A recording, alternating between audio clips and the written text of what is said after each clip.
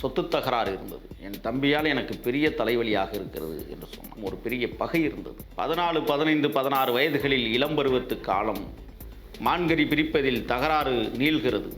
குறிவார்த்து பரமசிவத்தை பழிதிருக்கிறார். மலையூர் மம்பட்டியானை காட்டிக் கொடுத்ததுக்காக கருப்பணனுக்கு 2 ஏக்கர் நிலத்தை அரசு தானமாக வழங்கியது. கண்ணாடி துகள்களை தூளாக அரைத்து மான்கறி விருந்தில் கலந்து வீரப்பனாருக்கு கொடுக்கப்படுகிறது.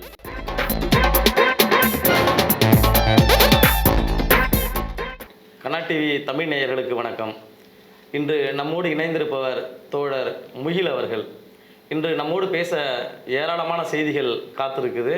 சுவாரஸ்யமான செய்திகளை நம்மோடு பகிர்ந்துக தயாராக உள்ளார். வணக்கம். வணக்கம்.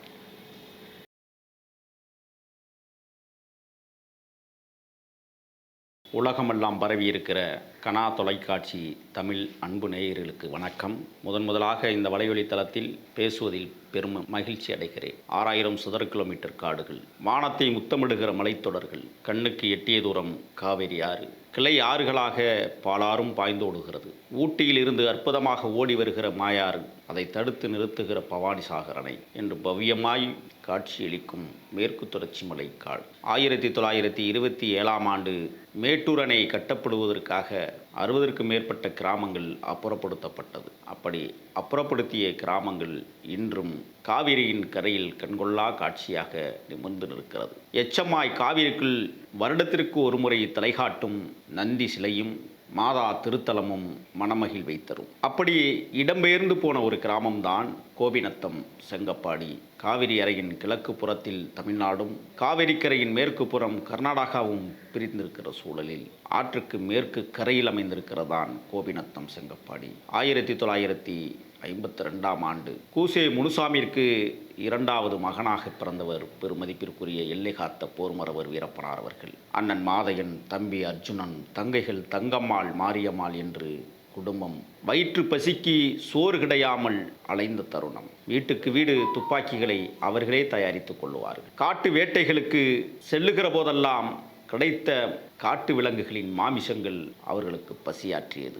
தாசரி செட்டியார் என்கிற ஒரு நபர் அந்த கிராமத்தில் பல்வேறு சமூக அமைப்புகள் வாழ்ந்து வருகிறது. தாசரி செட்டியார் தான் மிகப்பெரிய நிலக்கிழாராக அந்த கிராமத்தில் பரிணமித்து வளர்ந்து நிற்கிறார். தன்னால் விவசாயம் செய்ய முடியவில்லை என்பதற்காக வீரப்பனாருடைய அண்ணன் மாதையனிடம் வாடகைக்கு அந்த நிலங்களை ஒப்படைக்கிறார். தாசரி செட்டியார் கோட்டையூர் வகைராக்களின் ஒரு பெண்மகளோடு தகாத உறவு வைத்திருந்த காரணத்தால் இந்த நிலத்தை விவசாயம் செய்வதற்கு போட்டி நிலவுகிறது. அது கூசே முனுசாமியின் குடும்பமா அல்லது கோட்டையூர் தங்கவேலு குடும்பமா என்பதை நிர்ணயிக்கிற போட்டியாக அமைந்து போனது. அந்த தங்கவேலுனுடைய உறவினர் பெண்ணைத்தான் தாசரி செட்டியார் கள்ளத்தனமாக வைத்திருந்தார். அவருடைய வாரிசுகள் அந்த நிலத்திற்கு போட்டி போட்டது. இருந்தாலும் மாதையன் அதை விட்டு விடுவதாக இல்லை. தந்தையார் கூசே முனுசாமி காடுகளுக்குள் வேட்டைக்கு செல்லுகிற போது நானும் வேட்டைக்கு வருகிறேன் என்று இளைய மகனான வீரப்பனார் கூசே முனுசாமியோடு அடர்ந்த வனப்பகுதிகளுக்குள் அலங்காட்டிற்குள் வேட்டையாடுகிற தந்திரத்தை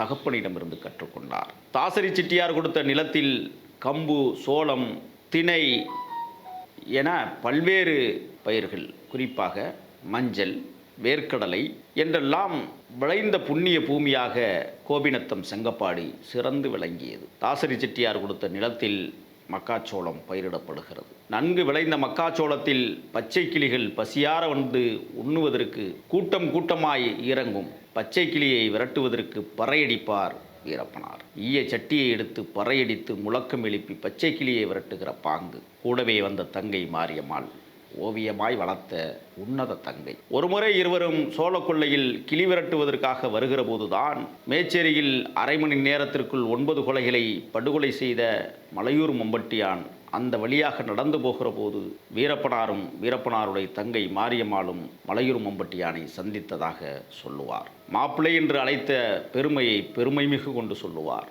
அப்படி தொடங்கிய வீரப்பனாருடைய வாழ்வியல் சிறு வயதிலேயே தன் கிராமத்தில் அமைந்திருக்கிற மாரியம்மன் பொட்டலில் கபடி விளையாடுவதை வழக்கமாக வைத்திருந்தார். செங்கப்பாடி கபடி அணி களத்தில் இறங்குமையானால் வெற்றியை தவிர வேற எதையும் அவர்கள் ருசித்ததில்லை. அவருடன் டிபி பெருமாள் என்கிற பாலிய நண்பர், கருப்பணன் என்கிற பாலிய நண்பர், இருவரும் வீரப்பனாருக்கு துணையாக நின்று கபடி போட்டிகளில் வெற்றி பெற்று வருவது வழக்கம். 14, 15, 16 வயதுகளில் இளம்பருவத்து காலம், உள்ளூர் பெண்களிடம் சீண்டல் என்றெல்லாம் அவர் வாழ்க்கையிலும் இருந்தது. அதற்கு பிறகுதான் பச்சை கிளி விரட்டுவதற்காக வில்வாரை கொண்டு விரட்டினார். தகப்பனோடு காடுகளுக்குள் செல்லுகிற போது பேரல் என்று சொல்லக்கூடிய துப்பாக்கியில் எடுத்துக்கொண்டு வேட்டைக்கு போவார். இரவு வேட்டையில் தலையில் லைட்டு கட்டி முயல் மற்றும் சிறிய உடம்புகளை அவர் வேட்டையாடத் தொடங்கினார். அதிலே வருமானம் சிறிது சிறிதாக வரத் தொடங்கியது. குடும்பத்தின் பசியை போக்கியது. வனப்பாதுகாப்பு சட்டம் 1978 வரை உருவாக்கப்படுவதற்கு முன்னால் யார் வேண்டுமானாலும் வனத்திற்குள் சென்று வேட்டையாடலாம் என்கிற விதி இருந்தது. அப்படித்தான் வீரப்பனாரும் தன் தகப்பனாரோடு காடுகளுக்குள் வேட்டைக்குள் சென்றார். மான், கடத்தி என்று சொல்வார்கள், அதை கலைமான் போன்ற மிருகங்களை வேட்டையாடுவதிலே வல்லவராக வீரப்பனார் விளங்கினார். ஏற்கனவே தாசரி செட்டியார் கொடுத்த நிலத்தில் எதிரும் புதிருமாக இருந்த கோட்டையூர் பங்காளிகள் இணக்கம் செலுத்தினர் வீரப்பனார் கூட. காரணம், வீரப்பன் வேட்டையில் மிகப்பெரிய தந்திரத்தை கையாண்டு வைத்திருந்தார். ஆகையால் அவர்களுக்கு ஒரு அச்சம் இருந்தது. ஆகையால் நட்பு பாராட்டி நம் பங்காளிதானே என்று பகை வேண்டாம் என்று கைகோர்த்து கொண்டார்கள் கோட்டையூர் பங்காளிகளும் வீரப்பனார். காலங்கள் கடந்து போகிறது. வேட்டைக்கு செல்லுகிற போதெல்லாம் பங்காளிகளை அழைத்துச் செல்வதை வழக்கமாக வைத்திருந்தார். அடிக்கப்படுகிற மானில் உனக்கு பாதி எனக்கு பாதி என்று பங்கு பிரிக்கப்பட்டது. பங்கு பிரித்ததில் தொடைக்கரியை வீரப்பனார் எடுத்துச் செல்வதை வழக்கமாக வைத்திருந்தார். மற்ற கரிகளை பங்காளிக்கு கொடுத்து விடுவார். ஆனால் ஹன்னூர் தொகுதி, மைசூர் மாவட்டம் சட்டசபை தேர்தல் நடக்கிற போது காங்கிரஸ் கட்சியின் சார்பிலே ராஜகவுடாவும் மதசார்பற்ற ஜனதாதளத்தின் சார்பாக நாகப்பாவும் போட்டியிடுகிறார்கள். வீரப்பனார் ஏற்கனவே பாலிய நண்பராக இருந்த கருப்பண்ணனுடைய தம்பி பரமசிவத்திற்கும் கருப்பண்ணனுக்கும் ஒரு பெரிய பகை இருந்தது. சொத்து தகராறு இருந்தது. பரமசிவம் ஆடு மாடுகளை பூனாச்சியில் கொண்டு போய் விற்றுவிட்டு காசு பார்ப்பதை வழக்கமாக வைத்திருந்தார். அவர் ஒரு புரோக்கர் வேலை செய்தவர். அண்ணனுக்கும் தம்பிக்கும் நடந்த சொத்து தகராறில் கருப்பண்ணன் வீரப்பனாரிடம் சொல்லுகிறார், என் தம்பியால் எனக்கு பெரிய தலைவலியாக இருக்கிறது என்று சொன்னார். அப்பொழுது வீரப்பனார் அவர்கள், பார்த்து கொள்ளலாம், பொறுமையாக இரு கருப்பண்ணா என்று தன் சகதோழனுக்கு உத்தரவிட்டார். ஆனால் பரமசிவத்தின் கொடுமைகள் தாங்க முடியாமல் வேறு வழியில்லை, அவனை காட்டிற்குள் வைத்து அடித்துவிட வேண்டும் என்று கருப்பண்ணன் முடிவெடுக்கிறார். அதை வீரப்பனிடம் சொல்லுகிற போது வீரப்பனார், வா காடுகளுக்குள் செல்லலாம் என்று முடிவெடுக்கிறார். இறக்கேகல்லா என்கிற கன்னட வார்த்தையில் சொல்லப்பட்ட இறக்கியம்பள்ளம் என்கிற இடத்தின் வழியாக கடந்து பூனாச்சி பகுதிக்கு செல்ல வேண்டும். அப்படி செல்லுகிற நேரத்தில் ஓர் ஒற்றையடி பாதையிலே கம்பீரமாய் நிற்கிற புளிய மரத்திற்கு இடையிலே பதுங்கிக் கொண்டார்கள் கருப்பண்ணனும் வீரப்பனும். பூனாச்சியில் ஆடு மாடு விற்றுவிட்டு அங்கிருந்து வருகை தந்த பரமசிவமும் அவருடைய நண்பரும் வருகிற போது புளிய மரத்தினுடைய மறைவில் நின்று எப்படியாவது பரமசிவத்தை அடித்து விட வேண்டும் என்று கருதி போனார்கள்.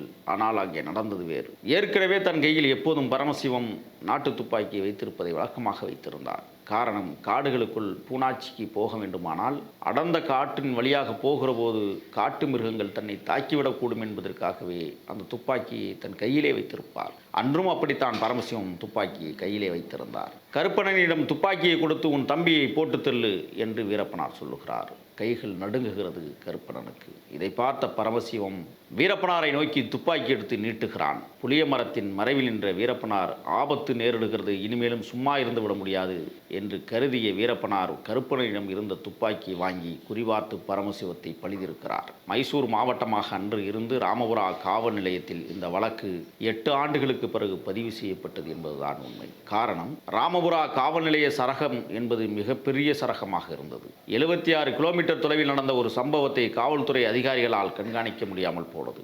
ஊர் பெரியவர்களின் முன்னிலையில் வீரப்பனாரை கொண்டு வந்து நிறுத்தி ஏன் இவ்வளவு பெரிய பிழையை செய்தாய் என்று தண்டனை கொடுத்தார்கள். அவர் ஏற்க மறுத்தார். கருப்பண்ணனுக்கு பேருதவியாக இருந்தவர். அந்த கருப்பண்ணன் யார் என்றால், கருப்பண்ணனுக்கு ஏற்கனவே 2 தங்கைகள், ஒரு தம்பி பரமசிவம்.